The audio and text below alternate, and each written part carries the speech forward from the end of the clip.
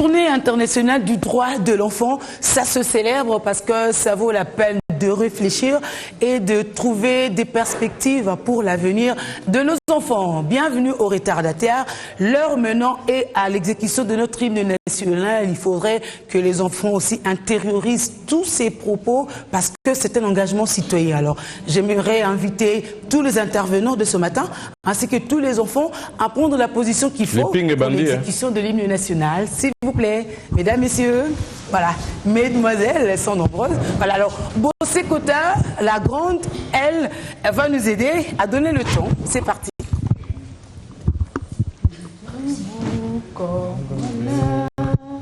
1, 2, 3, go. Debout comme l'air, il par les sons, il dans l'effort pour l'indépendance. Dressons nos fronts, longtemps courbés, le pour le bon, prenons le plus bel élan, dans la paix au plus pardon. Parlez la paix, nous bâtirons un pays plus beau qu'avant, dans la paix citoyen. Entonner l'hymne sacré de notre solidarité, fièrement, ça l'emblème de notre souveraineté. Congo, don béni, Congo, des aïeux, Congo, au pays Congo, bien-aimé Congo, nous pleurons ton sol et nous assurerons ta grandeur. 30 juin, au du soleil, 30 juin, du 30 juin, jour sacré soit le témoin, jour sacré de l'immortel, serment de liberté, que nous léguons dans notre postérité pour toujours. Est-ce qu'on applaudit ou pas? Voilà. Merci. On peut s'asseoir. Merci à Bossé Kota. Heureusement que Sandra Mboui est là pour remettre la pendule à l'heure, n'est-ce pas? On va retrouver notre octave tout à l'heure. Mais messieurs et dames, il faudrait bien qu'on vous explicite pourquoi on a décidé de faire cette émission tout autant spéciale, c'est que nous bénéficions aussi de l'expertise de nos amis. Alors Yannick Lukoussa, bienvenue à toi. Merci. Je vais te dire bonne fête aussi, ou bonne commémoration. Peut-être ex-fête ou ancien fête. Pourquoi tu n'es plus enfant? Oui, je suis l'enfant d'hier. Hein? Aujourd'hui, il est en transition, voilà. Alors, oui, il faudrait bien qu'on explicite à ceux qui nous prennent de cours pourquoi nous avons décidé de la célébrer de cette façon-ci. Très bien. Aujourd'hui, c'est le 20 novembre. Donc autant qu'on intériorise de grandes dates, c'est important aussi que les enfants intériorisent ces dates pour eux. D'abord, c'est important que les enfants sachent que dans l'année, ils ont une journée qui leur a été consacrée. Eh bien, il s'agit de la journée internationale de l'enfance. Donc pas de l'enfant, mais de l'enfance, toute cette période de l'enfance. Eh bien, nous avons choisi la célébrer de cette manière pour d'abord essayer de sensibiliser les enfants à savoir que c'est leur date. Et aussi par rapport à une occasion, je dirais, assez particulière, parce que aujourd'hui, le 20 novembre 2014, c'est le 25e année de la Convention relative aux droits de l'enfant, le CDE. Et nous, en tant que structure, nous sommes de la SEMGEC, donc nous sommes une structure qui appuie les valeurs et surtout la participation citoyenne de jeunes, donc le jeune adulte, et on ne pouvait pas laisser passer cette journée comme ça sans essayer de faire un petit focus. Et bien entendu, nous n'avons pas pensé à le faire tout seul. C'est comme ça que nous sommes accompagnés par les sages, les seniors, donc, qui eux aussi ont eu à participer tant soit peu dans les idées pour que cette célébration. Mais forcément, ils sont aussi passés par cette étape, qui est l'enfance. Exactement, exactement. Voilà. Et de manière beaucoup plus particulière, en tant qu'ambassadeur pour l'éducation des enfants, enfants, il a été important pour moi que je fasse un focus sur cette activité. Pourquoi? Parce que nous devons envoyer nos enfants à l'école. Nous devons scolariser nos enfants. Nous devons éduquer nos enfants. Ce n'est pas un prestige, ce n'est pas un luxe. C'est un besoin, c'est une nécessité. Oui, mais ça a un coût, la scolarisation. Exactement. Et c'est par rapport à tout cela, dans chaque société, il y a des réalités. Chaque société a des réalités, chaque société a des difficultés. Cependant, il ne faut pas se limiter à voir les choses du côté de problèmes. Il faut aussi voir les choses du côté des suggestions, du côté des solutions. Et c'est comme ça que nous allons lancer une campagne, d'ailleurs à partir d'aujourd'hui, tout à l'heure là, une campagne qui s'appelle « L'enfant et l'avenir du Congo ». Parce que nous pensons que nos jeunes amis qui sont ici, présents avec nous, c'est eux l'avenir du Congo. Ah oui, c'est eux l'avenir du Congo. Lorsque le réchauffement climatique donnera tous ses effets et tout, c'est sur ces enfants. Hein. Ils seront Exactement. adultes en ce moment-là. Exactement. Et il faudrait qu'ils se préparent maintenant. Enfin. Entre autres défis, quoi, chers amis. Exactement. Exactement. Voilà, exactement. Alors, merci pour cette participation. Maintenant, ce qu'on va faire, chers amis et chers invités, ex-enfants, on va revenir un peu sur l'historique de cette journée. Parce que c'est une journée internationale. Les enfants, il n'y en a pas qu'au Congo. Sauf que chez nous, avec notre hospitalité, nous disons que tout ce qui est enfant ici, et l'avenir du Congo. Heureusement, on est bien gentil. Alors quelqu'un va nous rafraîchir la mémoire. Il s'appelle Mathieu Chipamba, n'est-ce pas? Lui, il va nous redire d'où est-ce qu'on est parti pour parler de la journée internationale de l'enfance. Ah, c'est le français. Bienvenue Mathieu Chipamba. Merci beaucoup, bonjour Julie. Bonjour. Rien n'est plus important Julie que de bâtir un monde dans lequel tous les enfants ont droit de grandir, d'être protégés, d'être en bonne santé, dans la paix et dans la dignité. Alors, il y a lieu de faire un point sur l'historique de cette grande journée consacrée par les Nations Unies. Mais l'histoire ne commence pas avec les Nations Unies, Julie. L'histoire commence par « Il était une Parce fois ». que nous sommes avant 1919, lorsque la reconnaissance pour la première fois des droits de l'enfant fait écho avec la Société des Nations. Nous ne sommes pas encore à l'étape des Nations Unies et en ces moments, on reconnaît déjà des droits tels que le droit à la vie, le droit à la protection, ainsi de suite. Pourquoi? Mais parce qu'avant ça, l'enfant était un petit adulte qui pouvait se prendre en charge, qui pouvait agir et assumer. Mais c'était une conception erronée.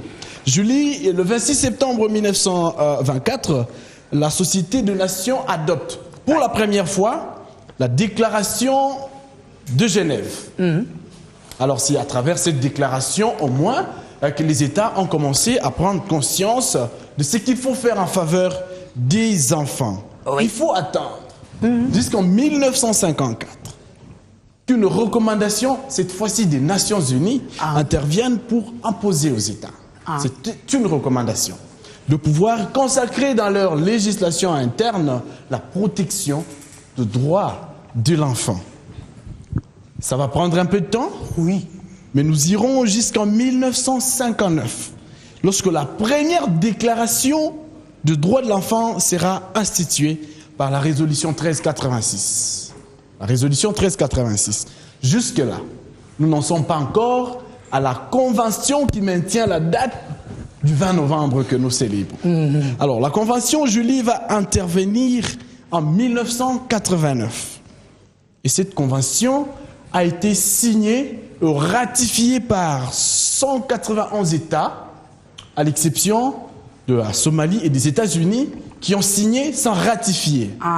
Alors, ça démontre au moins l'intérêt que le monde entier accorde aux droits de l'enfant. Voilà pourquoi chaque 20 novembre, depuis cette date, le monde entier se souvient que les enfants ont de droits et que les adultes ont de devoirs envers ces enfants. Moi, je te dis merci, Julie. Merci à toi, Mathieu. C'est l'effort qu'on va essayer de faire ce matin, nous rappeler nos devoirs, nous en tant qu'adultes, et que les enfants reconnaissent ou se remémorent leurs droits. C'est très, très important. On va prendre une petite transition pour que l'initiateur de Bissau vienne pour lancer la campagne dont on a parlé tout à l'heure. On se retrouve tout de suite, mesdames, messieurs.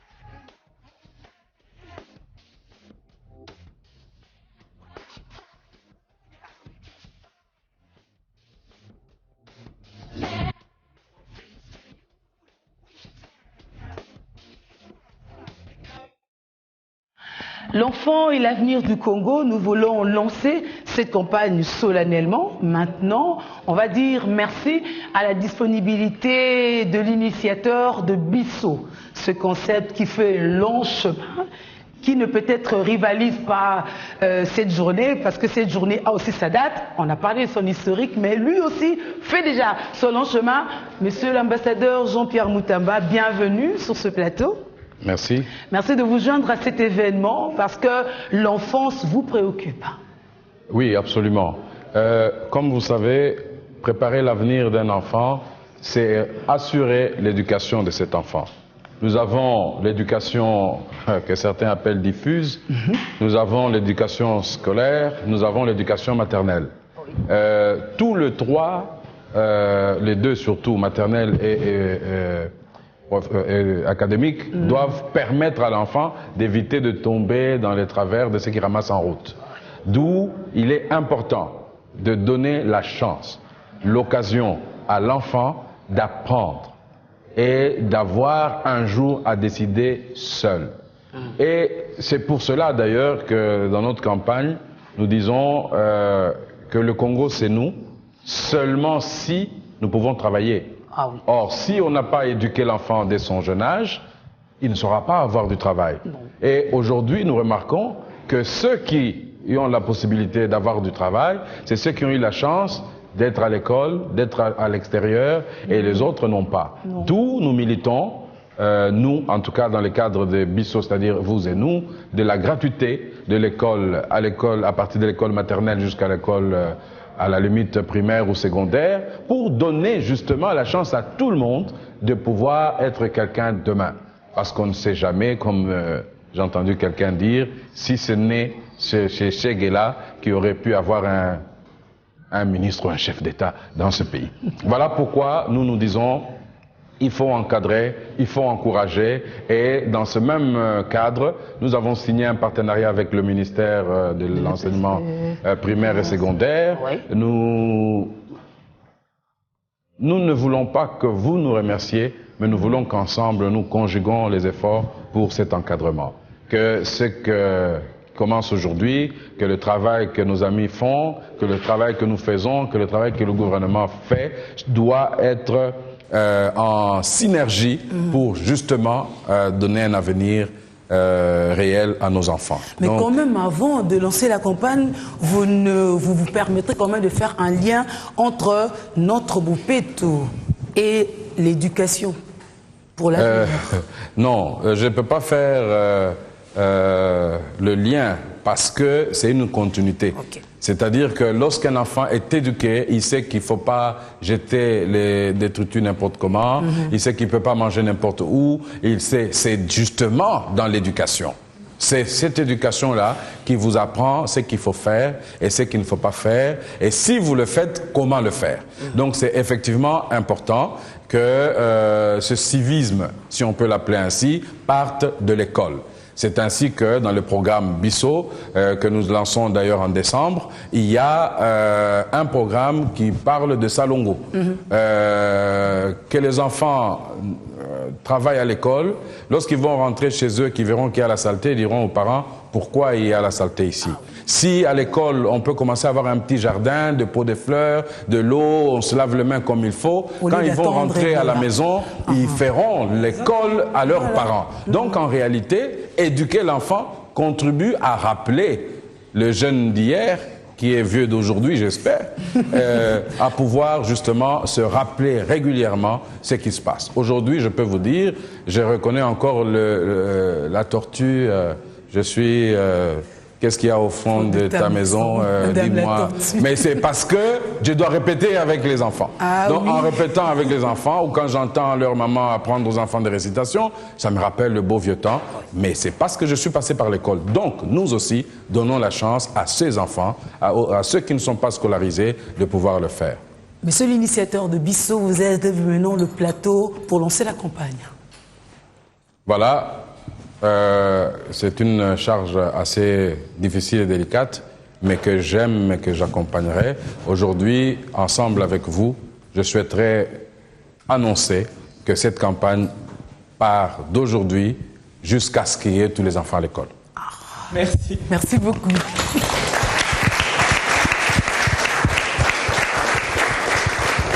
Merci. On pourra vous libérer. Alors, mesdames, messieurs, un enfant, le tout premier, devra aussi faire un poème. En tout cas, il est le plus jeune de tous les enfants qu'il y a ici. Quelqu'un disait c'est le plus enfant de tous les enfants qu'il y a.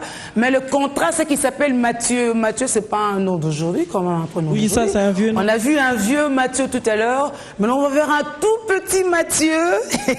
Et il a un poème pour nous. Alors, Mathieu, tu veux bien venir ici, s'il te plaît, avec ton micro. Voilà. N'est-ce pas? C'est ça, le direct. Alors, non, un peu plus devant. C'est sans timidité, hein. Tu regardes personne. Alors, pose bien ton micro, peut-être qu'on avait dit. Ah, très bien. Alors, tu parles pour les amis. Vas-y. Ma famille, j'ai un père, une mère, une sœur. J'ai les chéris de tout mon cœur. Ma grand-mère, mon grand-père sont bien vieux et je les aime encore mieux. Dans la nuit, toute la famille s'assit au rang autour du feu qui danse, réchauffe et pétille. Et l'incessant est très heureux. Voilà, on applaudit très très fort. Là. Alors, Il a pleuré. parce que, voilà, mais Il a c'est pleuré les sages, de joie. vous comprenez, il n'y a pas d'enfant sans famille. Donc c'est fait exprès que lui vous déclame la famille. C'est parce que si on veut envoyer des enfants à l'école, c'est pas la rue qui enverrait les enfants à l'école. Et donc vous, en tant que parents, prenez soin de la famille. C'est le plus jeune, n'est-ce pas? Alors le gag, c'est que lui, c'est pas Mathieu, c'est encore pire que Mathieu parce que c'est Samuel. C'est encore plus récent. Voilà. Alors, on va quand même respirer hein, un tout petit peu parce que finalement, c'est une célébration. On réfléchit, c'est vrai, mais c'est à travers des récitals, c'est à travers la musique aussi. Alors, cette fois-là, il y a un playback, une chanson qui nous est proposée par Yasmine et Arka. Est-ce que Yasmine et Arka veulent bien prendre déjà position, n'est-ce pas? Parce que c'est tout de suite après cette transition.